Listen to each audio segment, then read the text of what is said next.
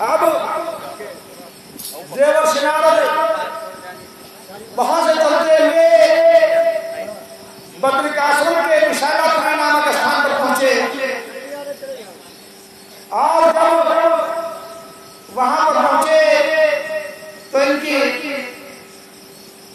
समक्ष संत कुमार ऋषियों से भेंट हुई और उन्होंने कहा कि हे ऋषि कुमारों, मेरे पर कृपा करो। मैं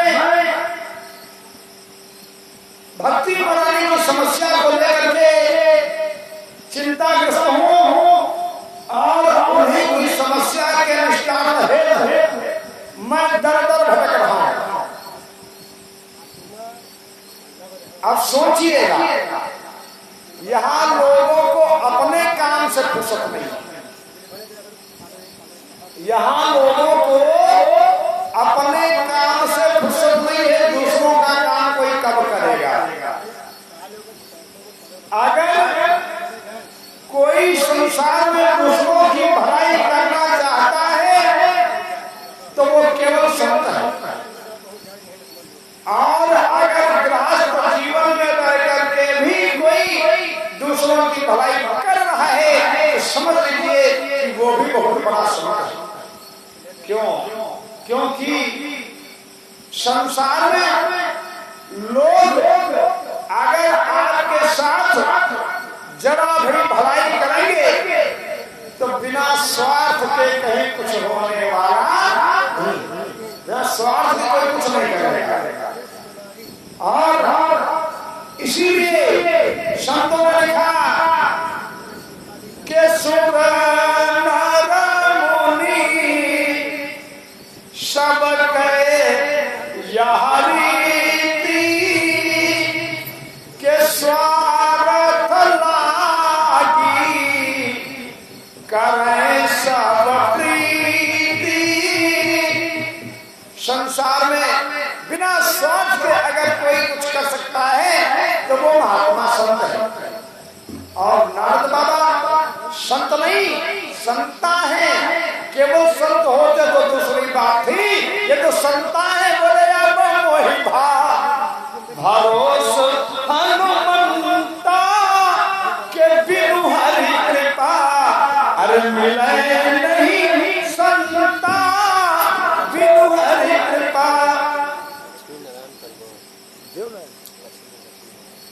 अरे लक्ष्मी नारायण भैया, आप परिक्रमा निवासी हैं, आपके कर्मों के द्वारा 101 मुद्राओं का दान समाप्त हुआ है माता रानी के चरणों में। माता रानी के कृपा के पास बंदे हैं, कभी कोई कमी न हो। बोलो जय माता दी, दोनों हाथ उठाओ, बोलो जय माता दी, बोलो जय माता दी।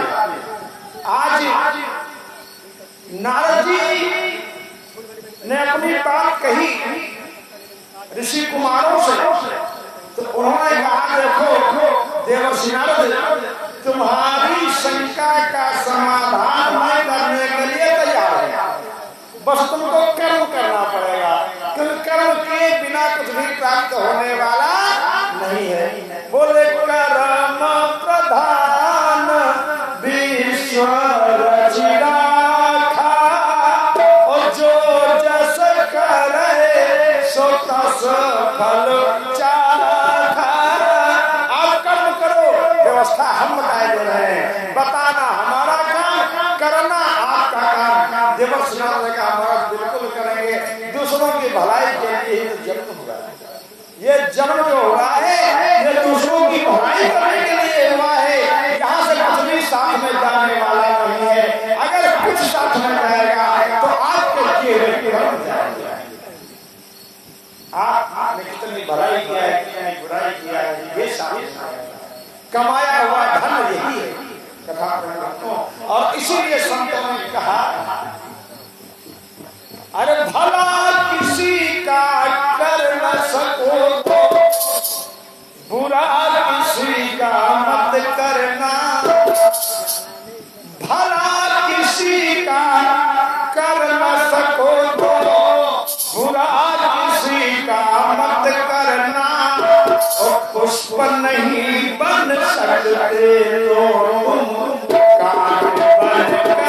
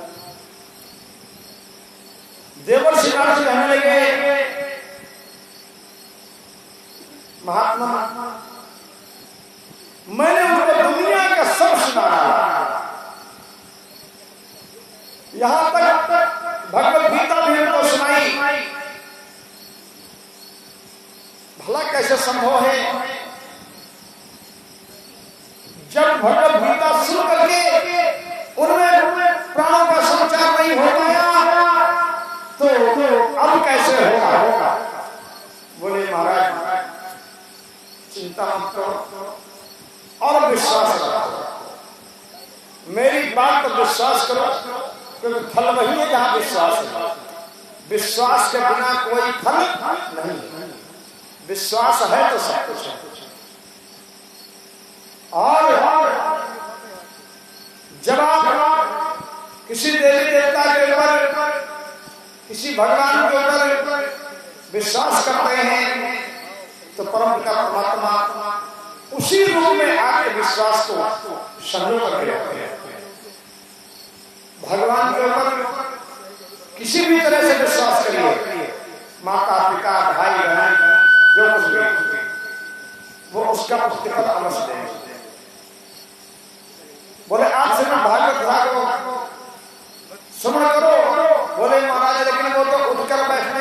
काबिल नहीं, उठ करके नहीं बैठ सकते, फिर भागवत कथा कैसे सुनेंगे? बोले उनके नाम से आप संकल्प करो, सुनो, आप लगे उनको, उनके नाम से संकल्प करके आप कथा सुनो। बोले ठीक महाराज, हम करने के लिए तैयार हैं।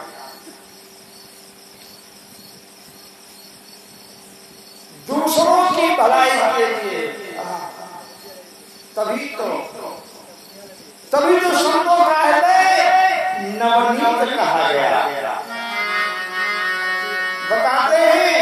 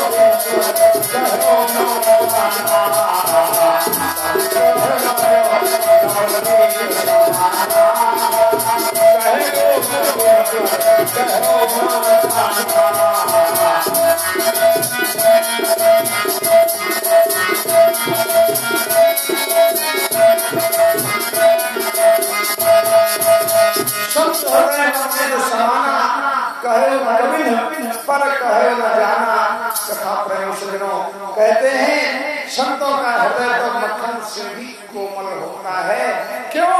निज परिताप द्रवई नवनीता, पर दुख दुखी संत सुपनीता।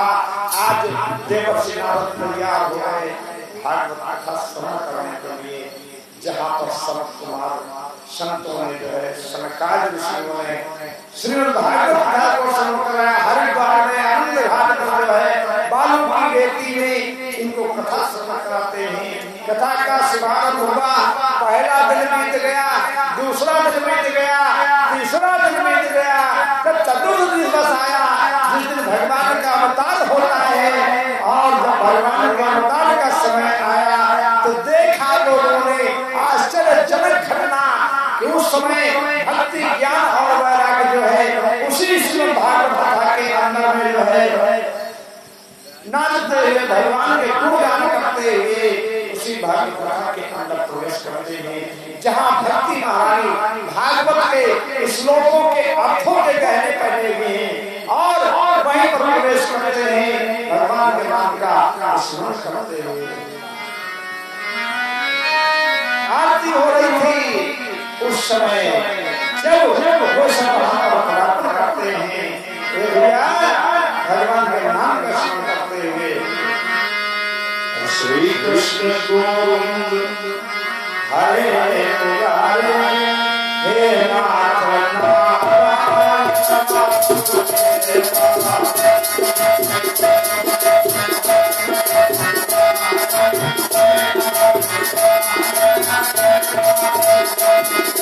श्री कृष्ण गोविंद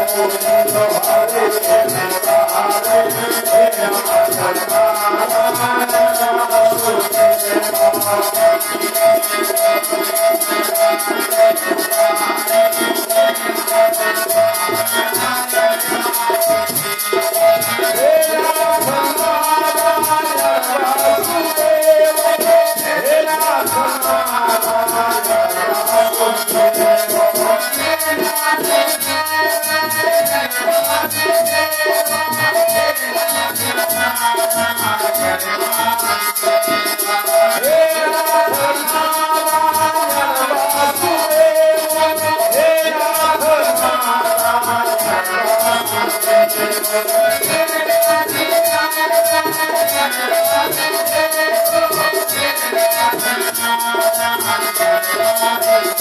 बोलो